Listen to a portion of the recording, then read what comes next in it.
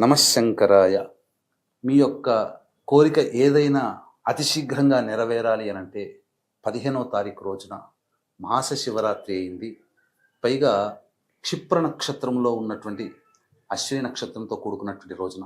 కాబట్టి అపరమైనటువంటి ఆ యొక్క శివానుగ్రహాన్ని పొందాలంటే బియ్య పిండితో శివలింగాన్ని తయారు చేసి ఆ శివలింగానికి కొద్దిగా ఆవునేతిని అద్ది ఎవరైతే మనస్ఫూర్తిగా ఆ ఈశ్వరునికి అభిషేకము అర్చన చేసిన తర్వాత దగ్గరలో ఉన్నటువంటి నదిలో కానీ సరస్సులో కానీ చెరువులో కానీ నిమజ్జనం చేయండి. లేదా ఒక బకెట్ నీళ్ళల్లో పూజానంతరం నిమజ్జనం చేయండి. నీళ్ళలో వేసి ఆ నీళ్లు ఎవరు తొక్కని ప్లేస్లో వేసేయండి. తప్పకుండా 27 రోజుల లోపల, అనగా మళ్ళీ అశ్విని నక్షత్రం తిరిగి వచ్చే లోపల మీరు కోరుకున్నటువంటి కోరిక నెరవేరడానికి మార్గం సుగమం అవుతుంది. అలాగే 16వ తారీఖు రోజున శని జయంతి.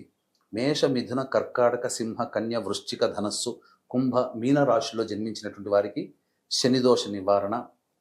కర్మకారకుడు కూడా శని భగవానుడే. కాబట్టి మనం ఏ కర్మతో బాధపడుతున్నామో ఆ నివారణ చేసేవాడు కూడా శని భగవానుడే.